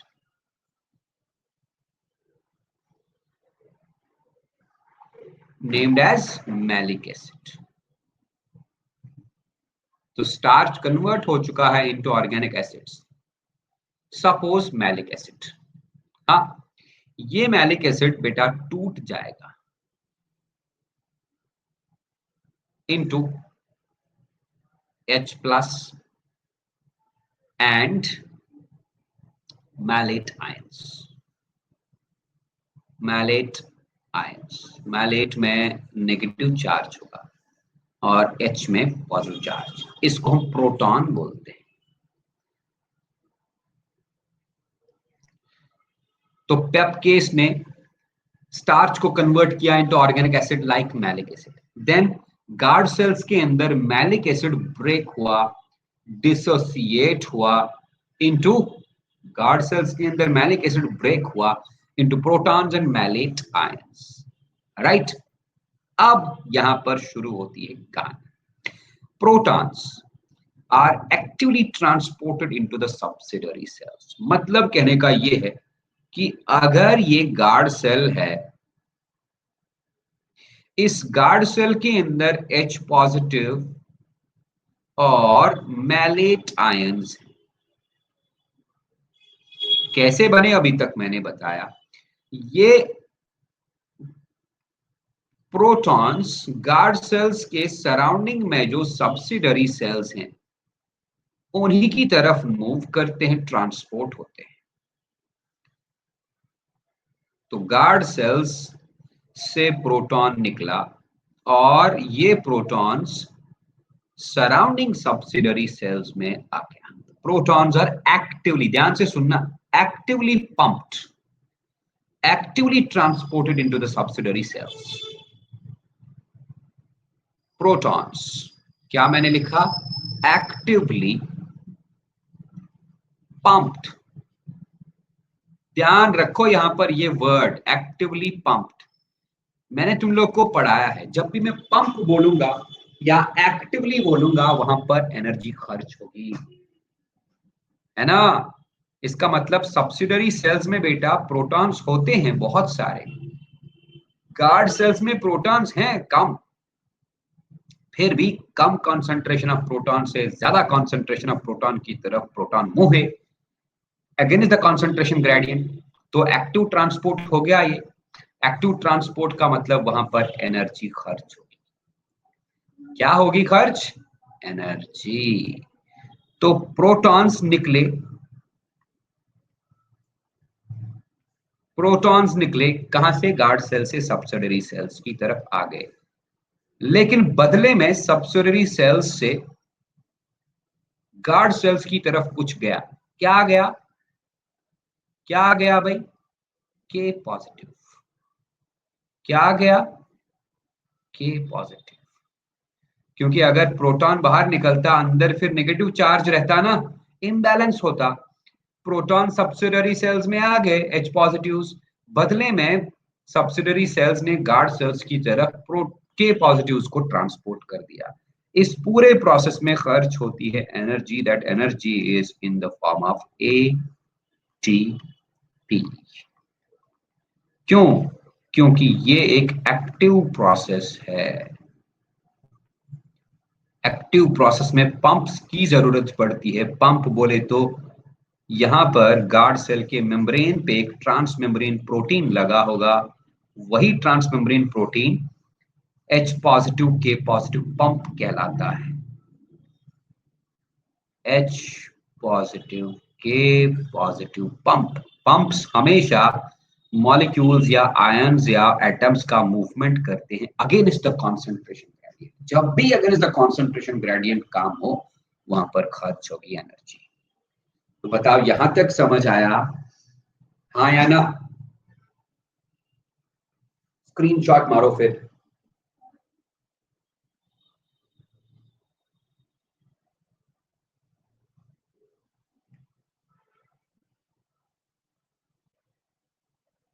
ठीक है, देखते जाओ। तो कुल मिला के हमारे पास अब सीन कुछ ऐसा है। क्या? अगर ये गार्ड सेल है, if it is a guard cell, guard cell के अंदर क्या चला गया भाई? के पॉजिटिव चला गया। गार्ड सेल से बाहर क्या निकला भाई? H पॉजिटिव बाहर निकला। के पॉजिटिव H पॉजिटिव एक्सचेंज हो गया और यहां पर खर्च होती है energy with the help of a trans membrane protein. Energy, कौन सी एनर्जी भाई? एटीपी। एनर्जी खर्च होने का मतलब समझाता हूं तुम लोगों को। अगर ये एटीपी था, ये टूट जाएगा into ADP plus inorganic phosphate. उससे जो टूटने से जो एनर्जी निकलेगी उसी एनर्जी से ये ट्रांसमेम्ब्रेन प्रोटीन H पॉजिटिव को बाहर फेंक देगा और के पॉजिटिव को अंदर लाएगा। राइट। और एक चीज, क्या? के पॉजिटिव अंदर आने के साथ साथ सिंपोर्ट होगा Cl नेगेटिव आयंस का। क्या? के पॉजिटिव अकेला साथ नहीं, अंदर नहीं आएगा, साथ बुला लेगा क्लोराइड आयंस को भी। राइट। किसको साथ बुलाया? क्लोराइड आयंस को। लेकिन ये सारा प्रोसेस हुआ कहां से था स्टार्ट? ये स्टार्ट हुआ था कुछ ऐसे, गार्ड सेल के अंदर स्टार्च था, ये स्टार्च कन्वर्ट हुआ था इनटू ऑर्गेनिक एसिड। कौन सा ऑर्गेनिक एसिड भाई? मालिक एसिड, राइट। कौन से एंजाइम ने कन्वर्ट कराया था इसको मैलिक एसिड में? उस एंजाइम का नाम था पेप्केस, राइट। ये क्यों हुआ था? क्योंकि गार्ड सेल के अंदर पीएच इंक्रीज हुआ था। पीएच इंक्रीज क्यों हुआ था? क्योंकि गार्ड सेल के अंदर कार्बन डाइऑक्साइड का कॉन्सेंट्रेशन डिक्रीज हुआ था, तब जाके ये मैलिक एसिड बेटा जी टूटा हुआ था। मैलिक एसिड टूट गया था into H plus ions and malate ions। ये थी ना कहानी। अब यही H पॉजिटिव आयंस बाहर आए, बदले में अंदर K पॉजिटिव आया और साथ साथ उसने लेके आया उस क्लोराइड आयंस को। ठीक है, अब देखो यहां इंक्रीज्ड कॉन्सेंट्रेशन, इंक्रीज्ड कॉन्सेंट्रेशन किसका? Increased concentration of K positive and malate ions in guard cells. Guard sales में अब बहुत सारे K पॉजिटिव आयंस आए हैं, बन चुके हैं, बाहर से आए हैं, और मैलेट नेगेटिव आयंस तो बने ही हैं। इनका कॉन्सेंट्रेशन गार्ड सेल्स में इंक्रीज हो चुका है। Increases the osmotic pressure of guard cells. Guard sales का ऑस्मोटिक प्रेशर बढ़ गया। फिर क्या होगा? जैसे ही गार्ड सेल का ऑस्मोटिक प्रेशर बढ़ा, गार्ड सेल की सराउंडिंग में जो सब्सिडरी सेल्स होंगे उनका ऑस्मोटिक प्रेशर कम था। अगर गार्ड सेल के सराउंडिंग में ये सब्सिडरी सेल था, इसके अंदर ऑस्मोटिक प्रेशर कम था, वाटर हमेशा मूव करता है from lower osmotic pressure to higher osmotic pressure. So what will happen here? What will happen? Water enters the guard cells. Water enters the guard cells from subsidiary cells. जब guard cells के अंदर बेटा पानी चला गया तो guard cells फूल जाएंगे। फूलने के प्रोसेस को हम बोलते हैं टर्जिड होना। यहां पे लिखता हूं भाई, guard cells become turgid, become turgid. जब गार्ड सेल्स टर्जिड हो जाएंगे, फूल जाएंगे, तो उनके बीच का जो पोर था अभी तक बंद था, वो पोर ओपन होगा एंड स्टोमा ओपन्स। ठीक है, सब कुछ डिपेंड करता है गार्ड सेल्स के टर्जिड होने पे। गार्ड सेल्स तब टर्जिड होंगी जब गार्ड सेल्स के अंदर का ऑस्मोटिक प्रेशर इंक्रीज हो जाएगा, और गार्ड सेल्स का ऑस्मोटिक प्रेशर तब इंक्रीज होता है जब गार्ड सेल्स के अंदर आयंस का कॉन्सेंट्रेशन बढ़ जाता है। कौन से आयंस का concentration? Potassium K positive ions and malate ions. और ये तब मुमकिन है जब सब्सिडरी सेल्स से गार्ड सेल की तरफ के पॉजिटिव आएगा। क्यों आएगा वो मैंने आपको बता दिया। मालिक एसिड बना, मालिक एसिड टूट गया into H positive and malate negative, H positive बाहर आया, बदले में K पॉजिटिव अंदर आया। बताओ समझ आई बात? Any doubt in this? Screenshot मारो फिर जल्दी से। Very good. अब स्टोमेटा का क्लोजर कैसे होगा? How does closure of stomata occurs? देखो, क्लोजर मतलब बंद होना, क्लोजर ऑफ स्टोमेटा। डिपेंड करता है एक प्लांट हार्मोन के ऊपर। उस प्लांट हार्मोन का नाम है abscisic acid. Closure of stomata depends upon a plant hormone named as abscisic acid। ठीक है, क्यों? क्योंकि बेटा जी एब्सिसिक एसिड जो है it is the inhibitor of K positive uptake by guard cells. Guard cells ने जो के पॉजिटिव पिया था सब्सिडरी सेल्स से, उस के पॉजिटिव अपटेक को इनहिबिट करता है एब्सिसिक एसिड, राइट। और ये एब्सिसिक एसिड फंक्शनल होता है only in presence of carbon dioxide और इन एसिडिक कंडीशंस। याद रखो, abscisic acid becomes functional in acidic conditions. Acidic conditions बोले तो लो पीएच,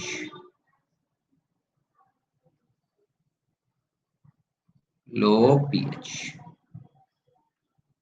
और हाई CO2 कॉन्सेंट्रेशन। ये पहले याद रखो। हमको पढ़ना है क्लोजर ऑफ स्टोमेटा। मैंने कहा स्टोमेटा का क्लोजिंग प्रोसेस डिपेंड करता है एक प्लांट हार्मोन के ऊपर जिसका नाम है एब्सिसिक एसिड। लेकिन एब्सिसिक एसिड के बारे में मैंने दो बातें बताई। पहला, एब्सिसिक एसिड काम करता है जब पीएच गार्ड सेल के अंदर लो हो या कार्बन डाइऑक्साइड कॉन्सेंट्रेशन ज्यादा हो। लो पीएच का मतलब एसिडिक कंडीशन। दूसरा, एब्सिसिक एसिड गार्ड सेल को इनहिबिट करेगा, उसको बोलेगा भाई अब तू बाहर से सब्सिडरी सेल से के पॉजिटिव को अंदर ना ले। इनहिबिटर ये के पॉजिटिव अपटेक का, राइट। स्टोमेटा यूजुअली क्लोज होते हैं रात को। पहले इसका स्क्रीनशॉट मारो, अगले पेज पे बताऊंगा।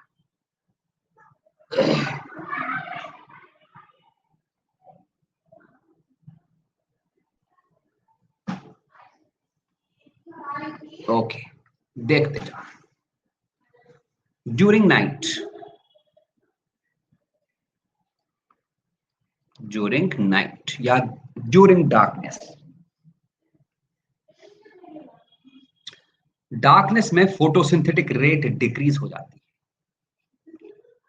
दिन में फोटोसिंथेटिक रेट इंक्रीज होती है। तो डार्कनेस में फोटोसिंथेटिक रेट डिक्रीजेस, डिक्रीज हो गई फोटोसिंथेटिक रेट। अगर फोटोसिंथेटिक रेट डिक्रीज होगी तो कार्बन डाइऑक्साइड कॉन्सेंट्रेशन डिक्रीज नहीं हुई बल्कि बढ़ेगी।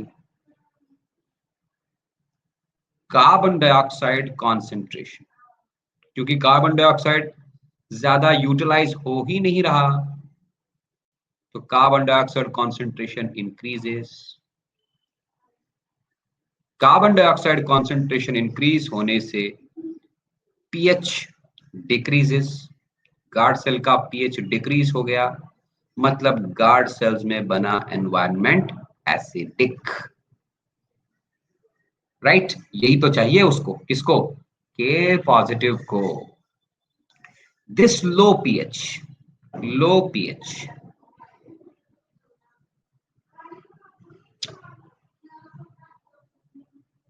activates एब्सिसिक एसिड, और ये एब्सिसिक एसिड क्या काम करेगा? ये इनहिबिट करेगा K positive uptake by guard cells. अब गार्ड सेल्स के पॉजिटिव को सब्सिडरी सेल्स से अंदर नहीं ले रहे, अब क्या करेंगे? उल्टा होगा, के positive ions start moving out, move out of the guard sales. पूरा प्रोसेस ही उल्टा कर दिया इस एब्सिसिक एसिड ने। के पॉजिटिव आयंस गार्ड सेल से बाहर निकल गए, ठीक। फिर ऑर्गेनिक एसिड्स वापस कन्वर्ट होंगे into starch. Organic acids convert to starch. फिर से पहली जैसी कंडीशन होगी। अब स्टार्च डिसॉल्व नहीं हो पाएगा गार्ड सेल के साइटोप्लाज्म में, इसलिए osmotic pressure of guard sales decreases, then water moves out of the guard cells.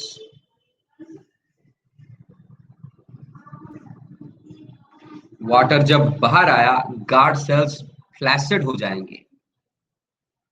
Flaccid guard cells हो गए तो स्टोमाटा क्लोजेस।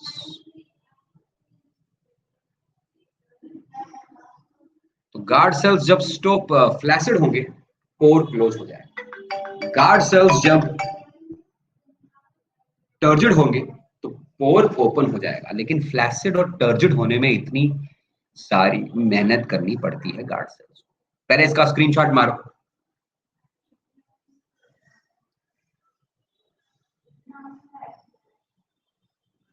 ओके,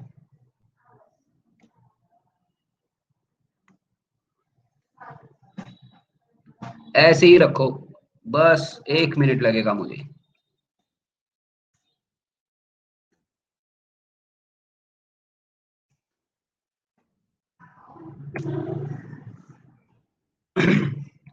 मैं कुछ ढूंढ रहा हूं तुम लोग के लिए।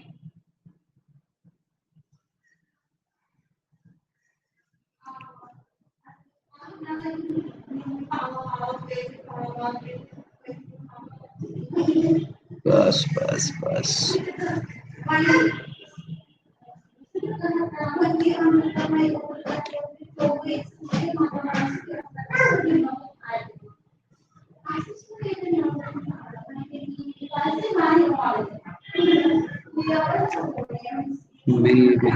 कहाँ गया भाई? बढ़िया सा एक सिंपल सा पाथवे था तुम लोगों के लिए, पता नहीं कहाँ चला गया। चलो कोई बात नहीं।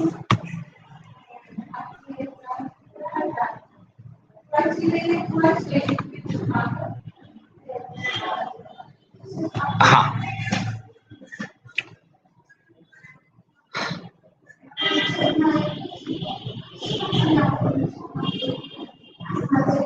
जरा हम देख लें, कुछ हमने लाया है।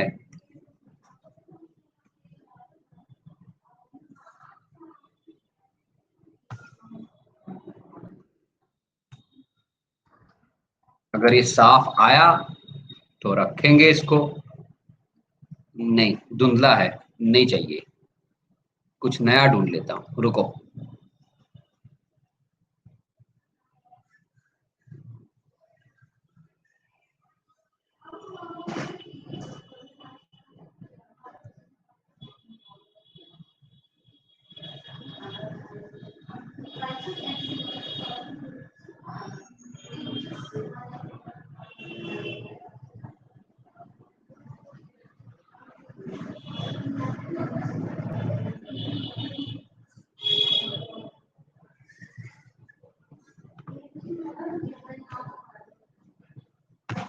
हाँ,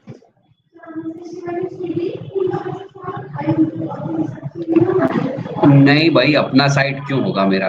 कुछ भी मतलब तुम, हाँ। ढूंढ ही लेता हूं मैं। मेरे ढूंढने और तुम्हारे ढूंढने में काफी फर्क है। तुम कोई सा भी डायग्राम ढूंढ के लगा लोगे, मैं वही कोशिश करता हूं लाने की जो तुमको जरूरत हो। देख लो भाई, मुझे बताओ, क्या ये दिख रहा है तुम लोग को? हाँ,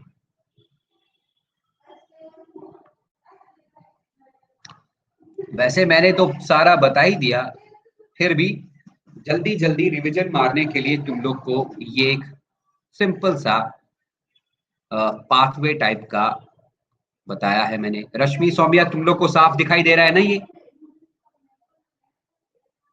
हाँ। देखो, डे टाइम में malic acid is formed in guard cells. कैसे बनेगा मैलिक एसिड, मैं वो बताया। कार्बन डाइऑक्साइड कंसंट्रेशन डिक्रीज हो गई। क्यों डिक्रीज हो गई? क्योंकि रेट ऑफ फोटोसिंथेसिस ज्यादा है, कार्बन डाइऑक्साइड का यूटिलाइजेशन हो रहा है, इसलिए कार्बन डाइऑक्साइड की कंसंट्रेशन डिक्रीज हो गई, जिससे पीएच इंक्रीज होगा। पीएच इंक्रीज हो गया तो कार्बोक्सिलेज एंजाइम एक्टिवेट हो जाएगा, जो स्टार्च को मैलिक एसिड में कन्वर्ट कर देगा। यही मैलिक एसिड डिसोसिएट होगा into H positive and malate ions. K positive ions exchange from subsidiary cells, लिखा है। K positive plus malate ions in the guard cells, osmotic pressure of guard cells increased, पूरा सारा process लिखा है, right. तो इसका तुम लोग स्क्रीनशॉट मारो, एक बार जो मैंने पढ़ाया उसके साथ इसको कंपेयर कर देना।